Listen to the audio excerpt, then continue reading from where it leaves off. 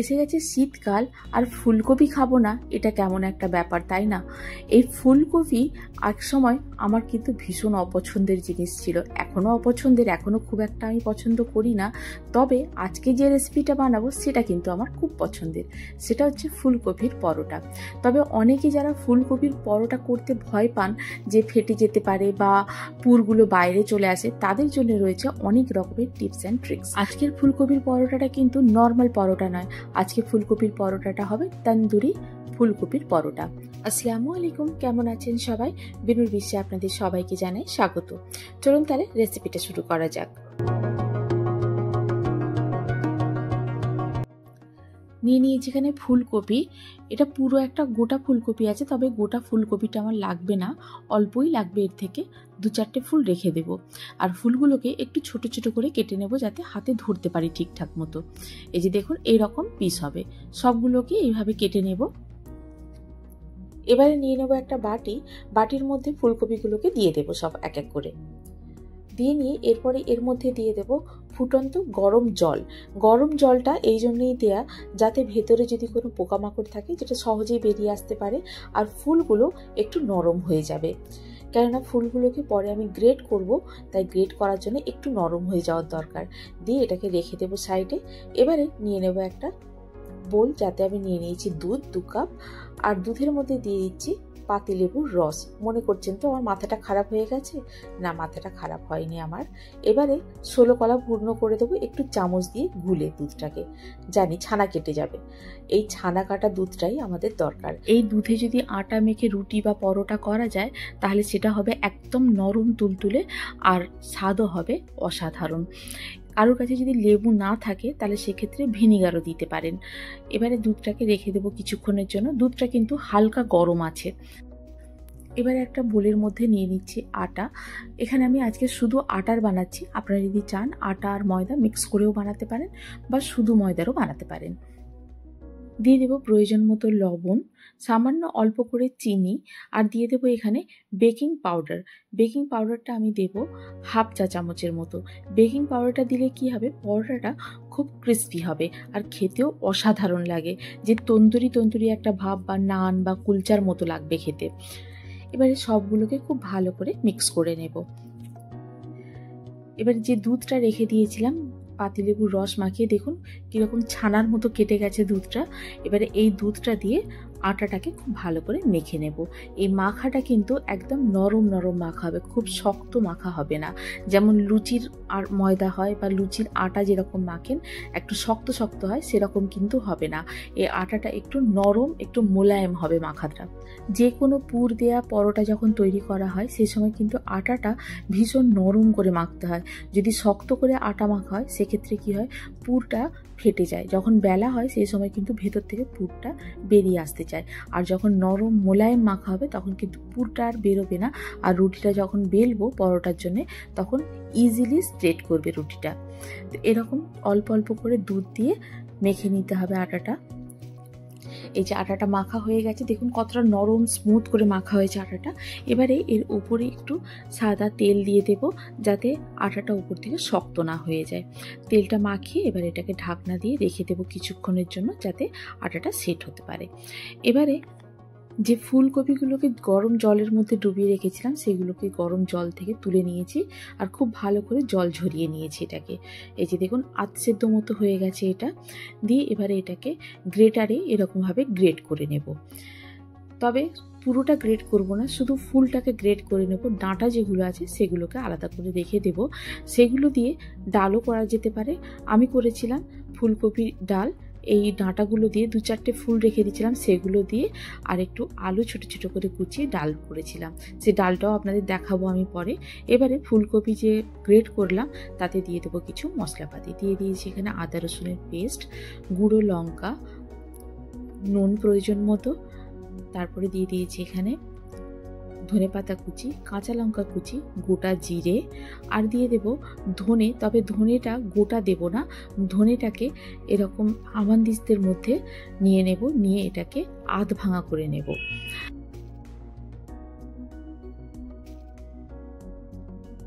ধনেটা একটু বেশি করেই নিয়েছিলাম, কেননা বেলার কাজে পরে লাগবে আমার। এখন দিয়ে দিচ্ছি এখান থেকে 1 চা চামচের মতো। এবারে দিয়ে দিলাম আমি এখানে চাট মশলা পাউডার। আপনার কাছে যদি আমচুর পাউডার থাকে আমচুর পাউডারও দিতে পারেন, বা যদি আমচুর পাউডার বা চাট মশলা পাউডার কোনোটাই না থাকে সেক্ষেত্রে লেবুর রস দিতে পারেন। দিয়ে একটু ভালো করে মাখিয়ে দিলাম মশলাগুলো। এবারে আসি আসল কথায়। মূলো পরোটা বা এই কফি পরোটা করার সময় একটা সবথেকে বড় সমস্যার সম্মুখীন হতে হয়, সেটা হচ্ছে পুর থেকে জল কেটে দেয়া। এই জল কাটাটা বন্ধ করার জন্য আমি কিন্তু সবসময় এই কাজটা করি। বাড়িতে যদি কোনো ভুজিয়া বা ওই যে বুন্দি হয় না, শুকনো শুকনো বুন্দি, সেগুলো যদি থাকে তাহলে সেটাকে ক্রাশ করে, একেবারে মিহি গুঁড়ো হবে না, আধ ভাঙা করে দিয়ে এর সঙ্গে মাখিয়ে দিলে কি হবে, এতে যে বেসনটা থাকে সেটা এক্সট্রা যে জলটা বেরোয় পুর থেকে সেটাকে অ্যাবসর্ব করে নেবে। আপনি যদি বেশিক্ষণ রেখেও দেন তা সত্ত্বেও এটা কিন্তু এই জলটা টেনে নেবে আর পুরটা হয়ে যাবে একদম শুকনো। সেক্ষেত্রে তখন কিন্তু পরোটাটা ফেটে যাবে না বা মশলাটা বাইরে বেরিয়ে যাবে না। এই যে সবগুলোকে একসঙ্গে মিক্স করে নিলাম, নিয়ে এটাকে রেখে দেবো। এবারে চলুন আটা যেটা মেখে রেখেছিলাম সেটা দেখা যাক। এই যে আটাটা দেখুন কতটা সফট হয়ে গেছে। এবারে পুরো আটাটাকে নিয়ে, যতটুকু আমি মেখেছি সে সবটাকে নিয়ে একটা বড় লেচি আকারের গড়ে নেব। আপনারা যদি আর একটু বেশি আটা নিয়ে থাকেন তাহলে সেক্ষেত্রে 2টো বড় বড় লেচি করতে পারেন বা 3টে বড় বড় লেচি করতে পারেন। এটাকে আমি একটু মোটা করে রুটির মতো করে বেলে নেব। অল্প একটু শুকনো আটা ডাস্ট করে দিয়েছি। এই যে দেখুন যতটা আমার বেললি ঠিক তত বড় করে নিয়েছি আর মোটা করে নিয়েছি। এবারে দিয়ে দেবো এতে আমি অল্প করে সাদা তেল। সাদা তেলটা পুরো রুটিতে ভালো করে মাখিয়ে দেব। দিয়ে এর মধ্যে নিয়ে নেব এবারে শুকনো আটা। শুকনো আটাটাকেও খুব ভালো করে পুরো রুটিতে স্প্রেড করে দেব। এবারে পুরো রুটিটাকে একটা টাইট রোল করে নেব। এবারে রোলের একেবারে শেষে এসে এটাকে ভালো করে মুখটাকে সিল করে দেব যাতে খুলে না যায়। এবারে রোলটাকে এরকম ছুরির সাহায্যে কেটে নেব একটু বড় বড় করে সাইজ করে। এইগুলোই কিন্তু এক একটা পরোটার লেচি। একটু মোটা মোটা করে কাটবো এগুলোকে। এই যে একটা লেচি তুলে আপনাদের দেখাই, যে দেখুন কত সুন্দর লেয়ার এসে গেছে এতে। এটা একেবারে লাচ্ছা পরোটা যেরকম হয় সেরকমই হবে এগুলোকে। এবারে লেচিগুলোকে একটা আলাদা জায়গায় সরিয়ে রেখে দেব। দিয়ে এবারে এক একটা লেচিকে নিয়ে বাটির মতো করে তৈরি করে নেব।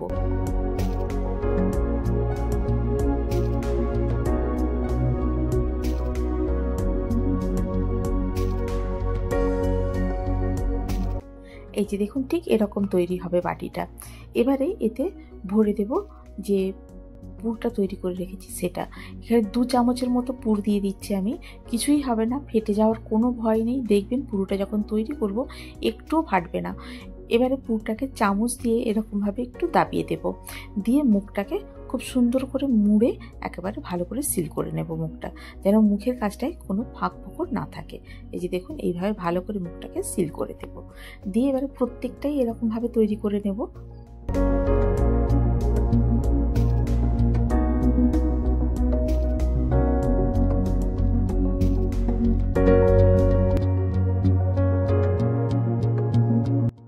এই যে সব লিচিগুলো রেডি হয়ে গেছে। এবার এইগুলোকে বেলে নেওয়ার পালা। আমি যে পুরটা রেডি করেছিলাম সেই পুরটা একটু এক্সট্রা থেকে গেছে, এটাকে আমি রেখে দেবো এখন ফ্রিজে। পরে এটাকে দিয়ে আমি চপ বা ভেজিটেবল চপ বানিয়ে নেব। এবারে চলুন এক এক করে পরোটাগুলোকে বেলে নেওয়া যাক। শুকনো আটা নিয়ে নিয়েছি একটু, এতে দিয়ে কিছুটা বাড়িয়ে নেব। এটাকে নিয়ে দিয়ে দেবো এদের ছোটো ছোটো করে কেটে রাখা ধনেপাতা কুচি আর কাঁচা লঙ্কা কুচি, আর দিয়ে দেবো যে ধনেটা ক্রাশ করে রেখেছিলাম সেই ধনেটা। আপনারা যদি চান এতে কালো জিরেও দিতে পারেন, বা যদি কেউ চান এতে জোয়ানও দিতে পারেন।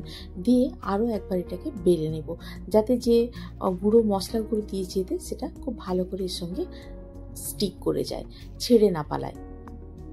এই যে এটাকে তুলে রেখে দেবো। বেলা হয়ে গেছে কমপ্লিট আমাদের। এবারে এইরকমভাবেই সবগুলোকে বেলে নেব। এবারে একটা ছোট বাটির মধ্যে নিয়ে নিচ্ছি আমি বাটারটাকে খুব ভালো করে মেল্ট করে নেব। নিয়ে মেল্ট হয়ে গেলে বাটারটাকে গ্যাসটাকে অফ করে দেবো, করে দিয়ে দেবো এতে লাল লঙ্কার গুঁড়োটা একটু ভালো করে নাড়াচাড়া করে নিয়ে দিয়ে দেবো এতে কুচিয়ে রাখা ধনেপাতা দিয়ে এটাকে আলাদা করে রেখে দেবো। এবারে চাপিয়ে দিচ্ছি একটা তাওয়াটা খুব ভালো করে গরম করে নিয়ে পরোটাটা তাওয়ার মধ্যে দিয়ে দেবো। দিয়ে 2 পিঠ লাল লাল করে সেঁকে নেব। তবে এই সেঁকাটা কিন্তু হবে 50%, 40 থেকে 50% সেঁকে নেব তাওয়াতে, বাকিটা সেঁকবো এইরকম ডিরেক্ট আগুনের ওপরে। এটা কয়লার চুলো হলে খুব ভালো হয়, কিন্তু আমাদের কাছে তো এখানে কয়লার চুলো নেই। সেক্ষেত্রে আমি গ্যাসেতেই এরকমভাবে ঘুরিয়ে খুব ভালো করে সেঁকে নেব যাতে কাঁচা না থাকে। সাইডগুলোকেও খুব ভালো করে সেঁকে নিতে হবে। দিয়ে এরকম লাল লাল করে সেঁকা হয়ে গেলেই রেডি হয়ে যাবে পরোটাটা আমাদের। পরোটাটা এবার একটা প্লেটের মধ্যে নিয়ে নেব। নিয়ে যে চিলি বাটারটা রেডি করে রেখেছিলাম সেটাই এই পরোটার 2 পিঠে খুব ভালো করে লাগিয়ে দেব। পরোটাটা যখন আমি সেঁকি তখন কিন্তু কোনো রকম ঘি, তেল বা বাটার কিছুই দিইনি। হয়ে যাওয়ার পর তখন এতে চিলি বাটারটা খুব ভালো করে মাখিয়ে দিতে হবে। এবারে গরম থাকা অবস্থায় এটাকে এভাবে মুচড়ে দিতে হবে যাতে লেয়ারগুলো খুব ভালো করে খুলে যায়। দিয়ে তারপর একে সার্ভ করতে হবে এরকমভাবে সবগুলোকেই আমি রেডি করে নেব।